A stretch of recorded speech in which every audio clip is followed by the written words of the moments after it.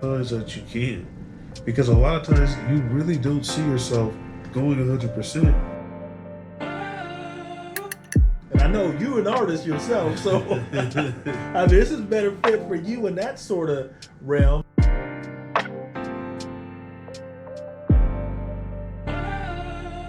I really love this, but what does that actually look like?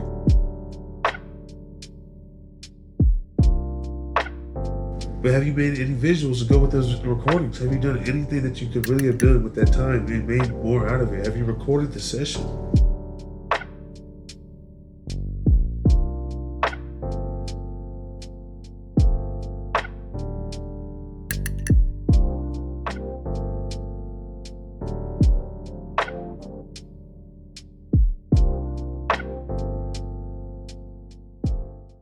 I want to go back to like with the Lakers.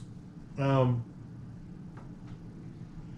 and I want to know like what's your thoughts on did LeBron with him announcing the retirement, did he sort of steal the narrative or was he just basically just answering a question and the media basically just wants to really just to focus in on the Lakers and the media sort of kind of hurt in a sense that they're not getting the Lakers for another game or another series. I honestly think it's when you stand at the point where LeBron stands, it's one of those things where you have the power to control the narrative. To be like, you know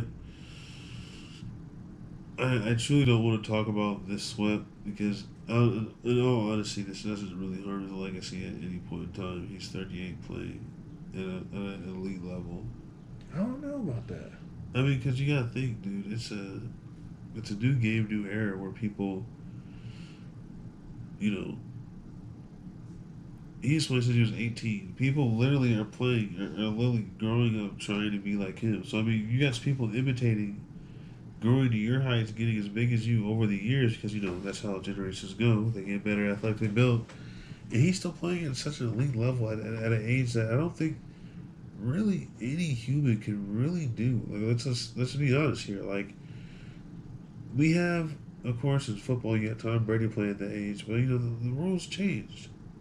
Where less hits are happening and this and that. It's like with LeBron, it's like you're 38, doing what you're doing, and really going at all limits. Where you have all these young players and talent around you who should be carrying, if you're being Yeah. honest. And it's like, but at the end of the day, he tries to come through and be Superman, and it's just like it doesn't work this time because it's just like the team around him was just watching, just how we said about Joel Embiid.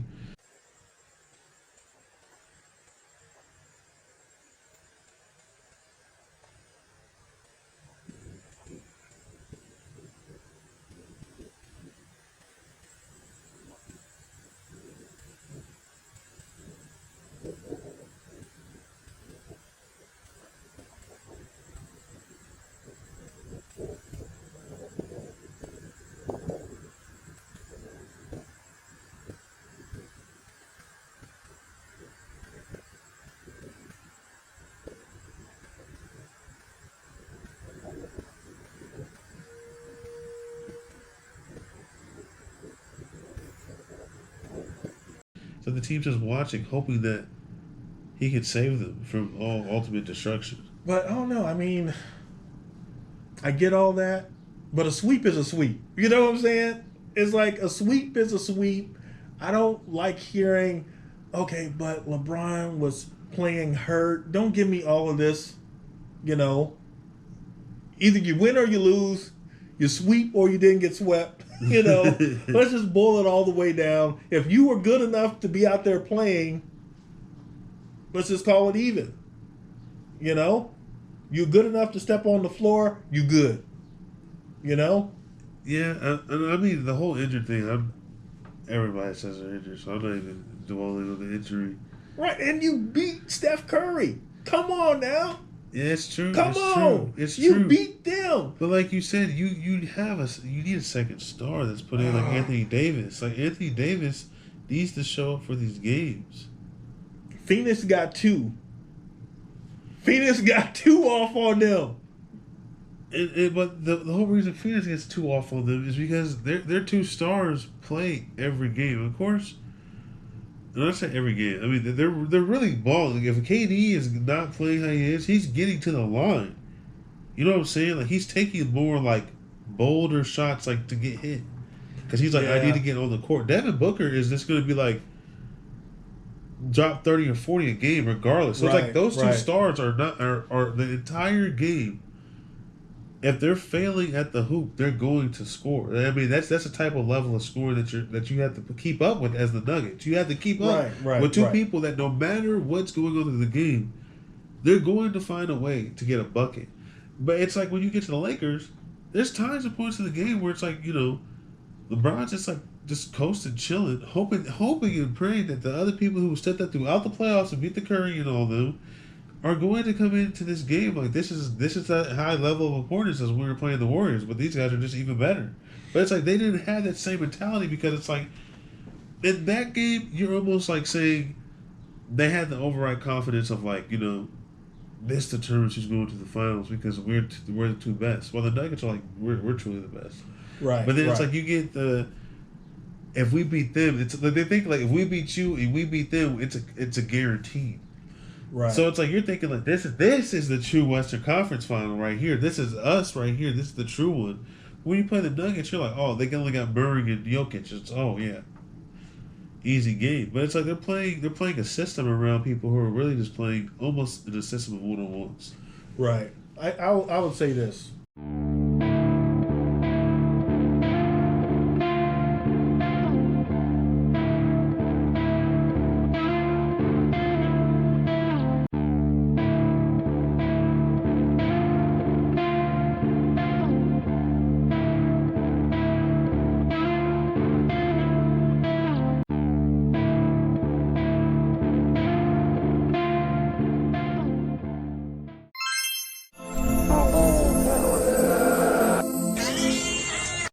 With the Lakers, for how they started off to where they got to, this was a success. Right.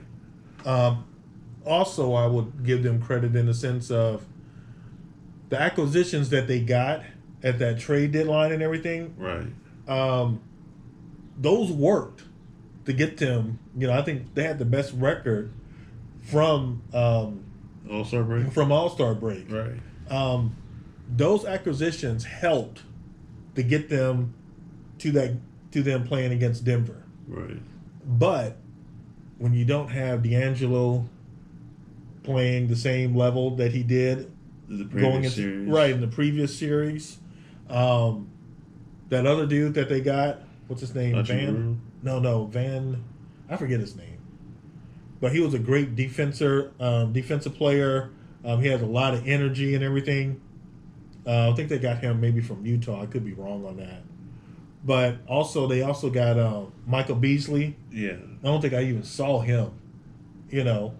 So a lot of the people that you got didn't really make an appearance in the Denver series. So really you working with the same people that you stepped into the beginning of the year with. Right. You get D'Angelo, he doesn't do anything. Okay, he sits. You don't bring in, Michael Beasley. He's supposed to be out there. Now you get, the other guy. Schroeder. Man, that dude can play some defense. That's true. I didn't know he had that in him, So I give the Lakers that. And then the little thing that I want to go back with Phoenix is there was Bruce Brown for Denver back when he was playing with Brooklyn.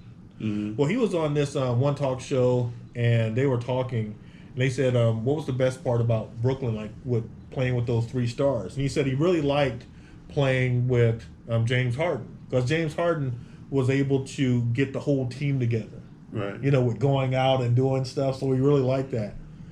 So it's like you get the impression, since he didn't mention KD and Kyrie in that sort of line, like they weren't ones who was getting the team together afterwards, going out and doing stuff. Right. But then also he said it was mostly ISO. ISO ball with KD and with Kyrie. So it made me look at things differently. So when you look at the Suns, that's basically all it's going to come down to. And we know that. That's all it's going to be an ISO sort of situation.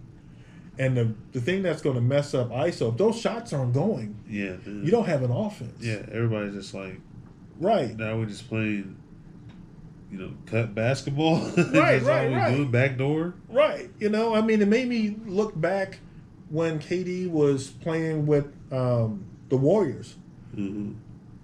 KD didn't do a lot of backdoor cuts and things like that. He's waiting on the wing for the ball, does his little thing. It's the other players who are moving around. Yeah, Clay, Steph, Draymond. Right. It's like those are the ones who are moving around, cutting this and that. So if you're coming to a team that's mainly is going to be, shooting 2-pointers, everyone else is shooting threes, and you're bringing in Shamit. I mean, is that your new 3-point shoot? I mean, come on. I mean, they didn't stand a chance. Let me go in on this to warm up. Can you hear me? All right, you ready? I'm the greatest. Hi, When I eat up on my plate, baby, hope you waiting. I ain't eating after nobody. I'm touching the plate first, and everybody ate. That is great. Obama ain't no way. Everybody gotta hate. Now where you running with your funds? You said you gon' run it up, but now you looking down. Yeah. Hello, booty fat. Oh my God, it jiggles jello. If I hit. So it gave me a different light on KD when I thought about what Bruce Brown was basically talking about. It's just like, yeah, it's just going to be the same old, same old. Let me stand out here on the wing. Just wait. Right. I'm not going to cut. I might cut every now and then. Definitely, he's going to pass the ball, but it's too many unforced errors. Right. So I do think Denver is the team to beat. You don't need that much from Michael Porter Jr. Right. If he gives you a silent 10 or 15, that's good. Right. Aaron Gordon, he gives you a silent 10, that's good. It's like you're not really focusing in on them, and that's the great part about it. Right. And they don't have to be those spot-up shooters and all that, but when they do hit, it's like you said before, timely. Right. So, I'm looking forward to seeing Denver and Miami. Yeah, I want to see that one as well. Yeah. It's going to be kind of sad if the Celtics end up winning it. This has never happened. I know, and it's just a final notice is just like Jaylen Brown and Jason Tatum. This one talks about they were to lose. This is it for them. And every time you're like, oh, the duo's up, it's like, oh, another game. The duo's up, oh, another game. So it's that money. You gotta think about it. What cat over here sniffling over here? I think it's that money because what they had posted up was Jason Tatum is going to be up for, isn't it over 300,000? No, 300 million. And then Jaylen Brown is going to be up to over 200. That's going to be over 500. It could be even higher than that with because they made All-Star. Yeah. A first team, right. And then Jaylen made second team. I didn't realize how important that is in your pay. When we think about John Morant missing, but it's $35 million compared to you're going to be getting 200. Right. But then when you get ready to go into a new contract, the incentive money is crazy. Oh man, Jason Tatum, he will be the highest paid basketball player. And I know a lot of people say he doesn't deserve it, but at the end of the day, I mean, He deserves it. You feel me? It's like Get that money, man. They're bringing him, Jaylen Brown. I mean, then you also got two basically 6 men of the year on the team, Marcus Smart and Derek White. Oh yeah. You're playing great basketball, and Al Horford's playing great basketball, and it's at this point right now where it's this last game. Jason Tatum can drop 51, 60. That's the scary thing about him. He can close his game out single-handedly, or Jimmy Butler can close the game out single-handedly. So it's Game 7's gonna be interesting. I'm hoping for the Heat versus the Nuggets. Yeah. And yeah, the playoffs so far have just been just up and down craziness. Yeah, I'm looking forward to it. Let's go Nuggets. Let's go Heat. Jokic. Jimmy Buckets. Yeah. Well, that was a good podcast talking about some basketball. Yes, sir. And that's our podcast for fun. Yeah.